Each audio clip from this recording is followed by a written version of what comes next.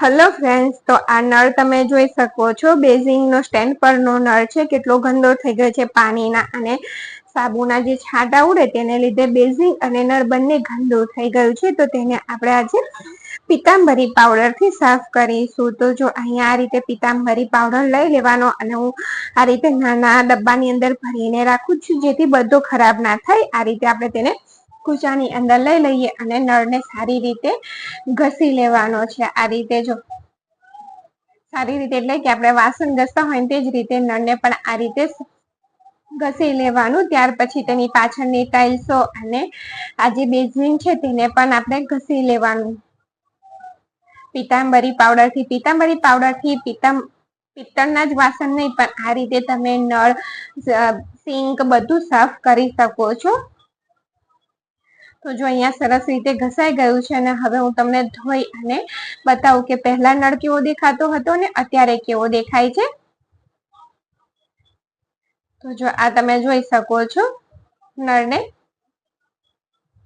તો આ આઈડિયા તમને ગમે તો ચેનલને લાઈક, શેર અને સબસ્ક્રાઇબ જરૂરથી કરજો. તો નળને અને બેઝિંગને સારી રીતે આપણે ધોઈ લીધા પછી જો એકદમ નજીકથી તમને બતાવું છું કે કેટલા સરસ ચોખ્ખા થઈ ગયા છે. પાછળની ટાઇલ્સો પણ એકદમ સરસ, જે ચિકાસ થઈ હોય ને તે બધી જતી રહે છે અને બેઝિંગ પણ એકદમ સરસ રીતે ચોખ્ખું થઈ ગયું છે. ત્યાર પછીનો આઈડિયા એ છે કે આ રીતે પીછી આપણે કચરો વાળવા માટે વાપરતા હોય છે. તો પીછીને પણ આપણે સાફ કરવી જરૂરી હોય છે. તેની અંદર પણ દળ ભરાઈ જતો હોય છે. તો તેની ઉપર આ રીતે આપણે થોડું હાર્પિક નાખી દઈશું અને ત્યાર પછી આપણે તેને બ્રશથી ઘસી લઈશું.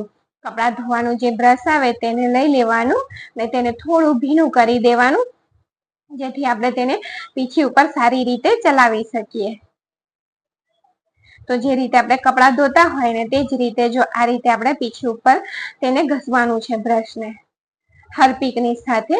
અહીંયા થોડું બ્રશ ભીનું કરવાનું એટલે સારી રીતે તેની અંદર ફીન થઈ અને સરસ રીતે પીછી એકદમ સાફ થઈ જાય.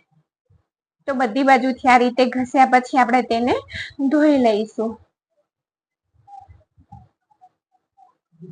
તો જો આ રીતે આપણે તેને સારી રીતે ધોઈ લેવાની છે. એટલે જે પણ તેની અંદર દળ હશે ને તે બધો દળ નીકળી જશે ને કચરો સારી રીતે વળાય છે, કારણ કે દળ પીછીની અંદર ચોંટી જતો હોય છે. ત્યાર પછી આપણે એને તડકે રાખી દેવાની.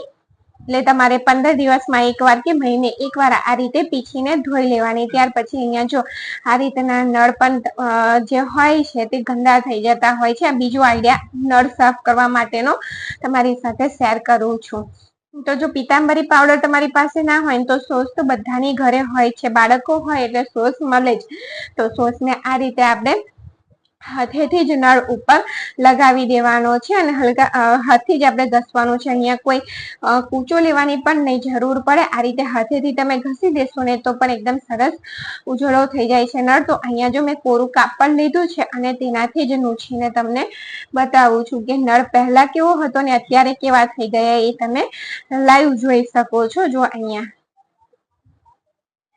મેં પાણી પણ નથી લીધું, જેથી તમને એકદમ સરસ રીતે ખબર પડે કે આ નળ એકદમ સરસ રીતે ચોખ્ખા થઈ ગયા છે. જો તો તમે ખાવાના સોસથી પણ નળને સાફ કરી શકો છો. ત્યાર પછી આ રીતની કોટનની થેલી આપણા બધાના ઘરે હોય છે. તો તેનો બિલકુલ યુઝફુલી આઈડિયા તમારી સાથે શેર કરું છું. તો અહીંયા આપણે થોડો આગળનો ભાગ છે ને તેને કટ કરી દઈશું. જે પકડવાનો હેન્ડલ વાળો ભાગ આવે તે કટ કરી લેવાનો. ત્યાર પછી તેમાંથી નાના નાના આ રીતના ચોરસ ટુકડા કટ કરી લઈશું. અહીંયા જો આ રીતે આપણે ચોરસ ટુકડા કટ કરી લેવાના અને આ રીતે આપણે જો કાચના બાઉલ કે કાચના વાસણ રાખતા હોઈએ છીએ તો એકબીજાની અંદર રાખી દેતા હોય છે. તો તે ઘણી એટલે કે દર વખત લેવા જઈએ ને એટલે તેની અંદર લીસેટા થતા હોય છે. તો આ રીતે એક કાપેલું થેલીનું કાપડ મૂકી દેવાનું કોથળીનું અને તેની ઉપર બીજું બાઉલ રાખી દેવાનું. આ રીતે આપણે રાખીશું ને તો તેની અંદર લીસેટા નહીં પડે અને આપણા કાચના વાસણો એકદમ સારી રીતે રહેશે અને પડીને તૂટવાની કે અથડાઈને તૂટવાની પણ જફા નહીં રહે, બીક નહીં રહે. તો જો તમે જોઈ શકો છો કે એકદમ સરસ રીતે આપણે આ રીતે તેને કાચના વાસણોને રાખી શકીએ છીએ. ત્યાર પછી જો આ રીતના પાઉચ આપણા બધાના ઘરે હોય છે તો તેનું જે આ ઢક્કન હોય ને તેને ફેંકતા પહેલા આપણે આ એક આઈડિયા જરૂરથી તમે કરી જોજો. તો અહીંયા મેં હોટ ગ્લુ ગનને સ્ટેન્ડની જે ટાઇલ્સ આવે ને દિવાલ ઉપર લગાવી દીધી છે. તમે ડાયરેક્ટ ઢક્કન પર પણ લગાવી અને તેને ચોંટાડી શકો છો. તો આપણે આ રીતે તેને ચોંટાડી દઈશું. સહેજ તેને પ્રેસ કરી અને પકડી રાખીશું ને તે સારી રીતે ચોંટી જાય. ત્યાર પછી અહીંયા જો તમે કોઈ પણ વસ્તુ લટકાવી શકો છો. અહીંયા આપણે આ ગઈની લટકાવી છે, પણ શું થયું કે ઢાંકણ મોટું છે અને ગઈનીનું કાનું નાનું છે. તો તેની માટે પણ બિલકુલ એક યુઝફુલી આઈડિયા તમારી સાથે શેર કરું છું. આ રીતનું ઢીલું થઈ ગયેલું જે રબર હોય ને માથામાં નાખવાનું, તે લઈ લેવાનું અને તેને આ રીતે જો વિડીયોમાં જે રીતે બતાવું ને તે રીતે આપણે ગાંઠ લગાવી દેવાની.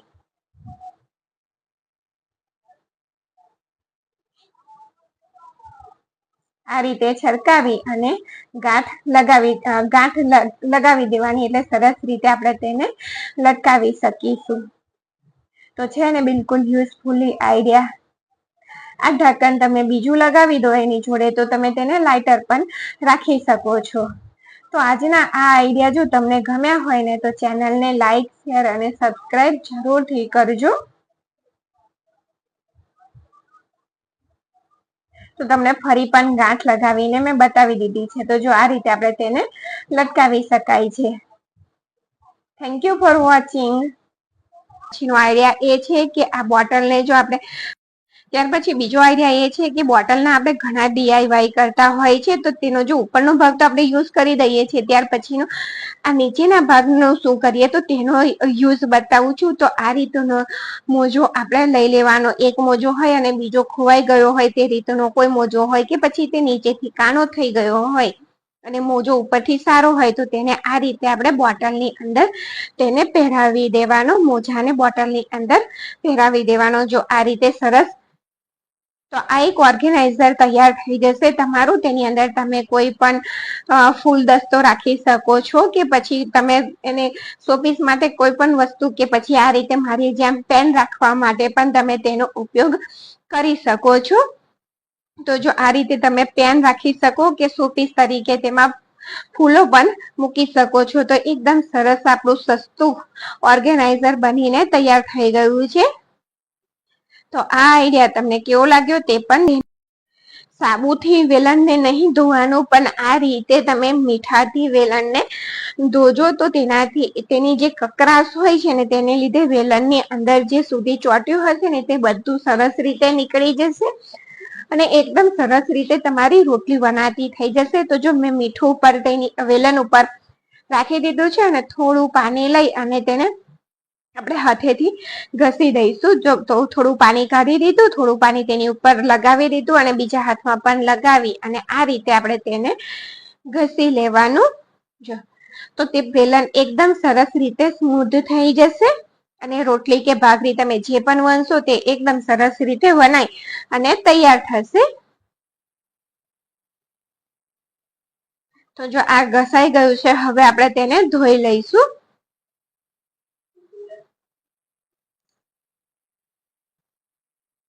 તો જો વેલણને ધોઈ અને આ રીતે આપણે તેને નૂછી લેવાનું છે કોરા નેપકિનથી અને ગેસ ચાલુ કરી અને તેની ઉપર આ રીતે થોડું ઊંચે રાખવાનું, વેલણ બળે નહીં તે રીતે આપણે તેને તપાવી લેવાનું. તો આજે પછીનો આઈડિયા એ છે કે જો આ રીતે કશે તમારે જવાનું હોય અને સેટ અલગ અલગ સેટ આપણે લઈ જતા હોઈએ છીએ તો તે શું થતું હોય છે, એક કોથળીમાં આપણે રાખીએ ને તો તે ગૂંચવાઈ જતું હોય છે. તો આપણે તેની માટે એક નેપકિન લઈ લેવાનું, તેની ઉપર આ રીતે માળા અને સેટને રાખી દેવાના. ત્યાર પછી અહીંયા એક સેફ્ટી પિન લઈ લેવાની, સેટની અંદર પહેરવી અને સેફ્ટી પિનને નેપકિનની અંદર લગાવી દેવાની. જો આ રીતે, જેથી શું થશે કે તમારા સેટ વિખરાશે નહીં, એકબીજા સાથે ગૂંચવાશે નહીં, સારી રીતે તમે તેને લઈ જઈ શકશો. તો જો બંને એક માળા અને એક સેટ છે અને આ રીતે મેં લગાવી દીધા છે અને તેને ઘડી આ રીતે વાળવાની. જો જે રીતે તમને વિડીયોમાં બતાવું ને તે રીતે વાળજો એટલે બિલકુલ તમારી વસ્તુ બગડશે નહીં. અહીંયા મેં 2 જ વસ્તુ લીધી છે, તમે વધારે પણ લઈ શકો છો.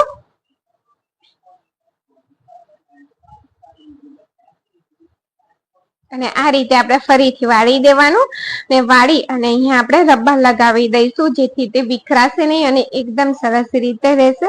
અને વિડીયો તમે જોયો તે બદલ તમારો ખૂબ ખૂબ આભાર.